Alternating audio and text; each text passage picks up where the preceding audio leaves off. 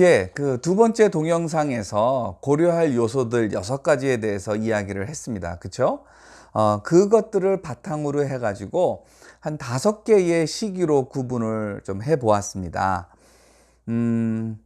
1912년 우리나라 교회 중에서 예수교 장로회가 결성이 되고 이제 총회가 결성이 되고 그걸 감사하는 마음으로 선교사들을 중국 산둥성 그 레양현에 보냈었는데 그때부터 그,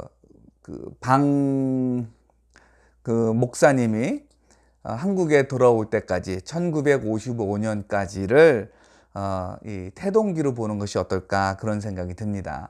이 중국의 한 지역을 대상으로 한 선교였었고요. 그리고 40년 넘는 시간 동안에 꾸준히 선교를 했었습니다. 처음 시기에는 아주 좀 뭐라 그럴까요? 덜컹거리고 선교사들이 철수할 정도로 그렇게 위기도 있었습니다. 그런데 40년 넘는 동안에 정말 신실하게 선교를 했었고요. 그리고 교단 전체적인 차원에서 이 선교 후원이 이루어졌다라고 하는 것, 이것도 또 하나의 그 특징인 것 같습니다. 예. 이때에는 이 배경에는 사실은 서양 선교사가 일종의 선교사 후견인처럼 있기도 했었습니다. 요거는 다음 기회에 우리가 공부할 시간이 있을 거다라고 생각이 되고요. 두 번째 시기는 1955년에서 1970년까지의 시기입니다. 약 15년 정도의 시간인데요. 요 시기는 여전히 교단 선교의 시기였었습니다. 최찬영 선교사, 김순일 선교사가 태국으로 선교사로 파송받아 나갔고요. 교단으로부터. 그리고 전재욱 선교사와 2명의 동기 동창생들이 이대 교회 그리고 감리교회에 파송을 받아가지고 파키스탄으로 갔었고요. 그리고 또 일부 교단들의 파송을 받아가지고 대만으로 선교사를 나갔었고요. 그리고 또 요 시기에 사실은 우리나라 선교 역사에서 많이 다뤄지지 않는 좀 뭐라 그럴까요? 잊혀진 사역들이 있는데 그게 바로 뭐냐 하면은 평신도들의 그 선교입니다. 특별히 그 대학생 성경 읽기 회라고 하는 선교 단체를 통해 가지고 어디죠?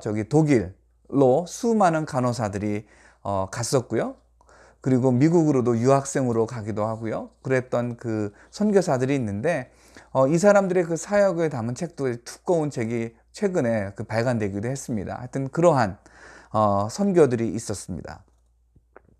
요 시기에는 한경직 목사님이 그 선교 후견인의 역할을 하게 됩니다. 예. 그러니까 최찬영 선교사님이나 김순일 선교사님, 특별히 최찬영 선교사님이 태국에 가게 된 거기에는 한경진 목사님의 그 역할이 크지요. 예. 그리고 또 김한란 박사가 있었던 것도 또 우리가 기억을 해야 될 것 같고요. 전재혁 선교사와 관련해 가지고는요. 3기는 1971년부터 1989년까지 약 한 20년 정도의 그 시간입니다. 예. 요 시기에는 선교사들이 주로 동남아로 많이 파송되어 갔습니다. 예, 서정훈 전 총장님이나 아니면은 박창환 전 총장님이나 장신대예요. 그분들이 다 인도네시아로 선교사를 갔던 거고요. 정성균 선교사 같은 경우에는 방글라데시에서 순교를 당하기도 하고요. 그리고 요 1980년대 들어오면서 서남아시아 그리고 아프리카 남미 이런 지역으로 선교사들이 이제 파송되어 가기 시작을 했고요. 그리고 요 시기에 또 어떤 말들이 유행을 했냐 하면은 선교하는 교회가 성장한다. 예, 이러한 말들이 유행했었고 대형 교회들을 중심으로 해가지고 선교사들이 많이 파송되어 나갔습니다. 요 시기까지도 한경직 목사님이 선교의 그 후견인과 같은 그런 역할을 했고요. 그리고 이제 또 한 분의 이름이 등장을 하게 되는데 조동진 목사님입니다. 지금도 살아계신 분이죠. 예, 이 조동진 목사님 같은 경우에는 초교파 선교단체를 KIM이라고 하죠. 그 단체를 설립하기도 했었고요. 또 아세아권 선교사회 내지는 아세아권 교회 지도자들을 이렇게 묶어가지고 연합해가지고 같이 선교 운동하자 뭐 그러한 역할도 이제 하셨던 분이기도 합니다. 그리고 4기는 1990년에서 2000년 정도로 우리가 생각을 할 수 있을 것 같습니다. 팽창기입니다. 팽창기. 선교 한국이 1988년도에 처음 시작이 되었고요.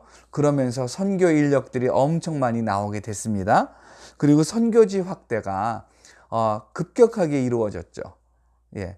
1990년 소련과 우리가 그 수교를 외교적 관계를 맺으면서 소련의 여러 지역에 우리가 들어갈 수 있게 되었고요. 그래서 소련 선교회도 그 당시에 만들어졌죠. 그리고 중국하고는 1992년도에 수교를 했습니다. 그래서 얼마 전까지만 하더라도 우리 한국 선교사의 3분의 1 내지는 4분의 1이 중국에 가 있었잖아요. 예, 그럴 정도로 이 선교지가 크게 확장이 되어 갔습니다.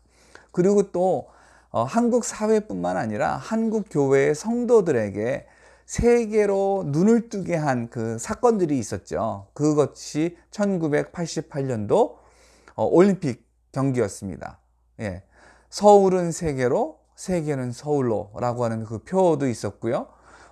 제가 그 당시에 출석하던 교회 같은 경우에는 스포츠 선교회 내지는 올림픽 선교한다 그래가지고 우리 교회가 그 브라질 선수단과 자매결연을 맺어가지고 그 당시에 일종의 그 뭐라 그럴까요? 선물 같은 거, 기념품 같은 걸 가지고 올림픽 선수촌에 방문하기도 하고요.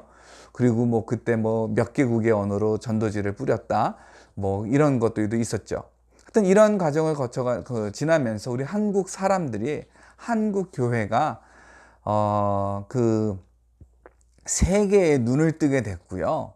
그러면서 또 한편으로는 뭐가 있었냐면 1989년도에 여행 자유화 조치가 있었습니다. 1989년도 이전까지는 관광의 목적으로, 종교의 목적으로 내지는 단기 선교를 하기 위해서 방문의 목적으로 여권을 만드는 것이 쉽지가 않았습니다. 예, 왜냐하면 달러를 벌어들여야 된다라고 하는 그런 개념들이 강했기 때문에 쉽지 않았는데 89년도부터 여행 자유화가 일어나게 되고 그러면서 TV에서는 뭐 여기 가서 프로그램을 만들어 오고 저기 가서 프로그램을 만들어 오고요. 교회도 단기 선교를 시작을 하고요. 그 당시에 기억나는 것 중에 하나가 뭐냐 하면 CCC에서 비행기를 한 대인가 세 대를 빌려가지고 단기 선교를 다녀왔던 것도 있었습니다. 그렇죠? 그리고 2000년도부터 지금까지를 성숙기라고 이야기를 할 수 있는데요. 2000년에서 2002년도에 10,000명이었습니다. 그리고 2010년도인가 11년도에 한 2만 명의 선교사가 됩니다. 그리고 또 10년 지나가지고 이제 아직도 28,000명 정도입니다. 그러니까 선교사의 증가가 계속 되고 있기는 하지만 비율 봐가지고 많이 완만해졌죠. 그렇죠? 상승 곡선이요. 그걸 보면은 이제 우리가 정점을 향해서 숫자적인 면에서는 정점을 향해서 가고 있구나 이런 생각을 할 수 있으니까 우리가 성숙기라고 얘기할 수 있을 것 같고요. 사실 이 성숙기에는 성격이 여러 가지가 있습니다. 예, 그것들에 대해서 우리가 좀 더 이야기를 할 수 있을 것 같은데요. 자, 한번 이 5개의 시기로 우리 한국 교회의 타문화권 역사를 좀 나누어 보았는데 여러분 스스로에게 이런 질문 한번 해보세요. 2020년도에는 이라고 하지 말고요. 2023년도에 2025년도에 우리 한국 교회는 과연 어떤 선교를 기대하면 좋을 것인가? 다시 말해서 우리는 앞으로 5년, 앞으로 10년 안에 어떤 선교가 일어날 것이다 라고 하는 것을 예상하고 대비해야 될 것 같습니까? 그리고 왜 그렇게 생각을 하십니까? 이거에 대해서 한번 생각을 해 보시고요. 그리고 우리가 줌에서 대화를 할 때 그때 같이 나누도록 하겠습니다.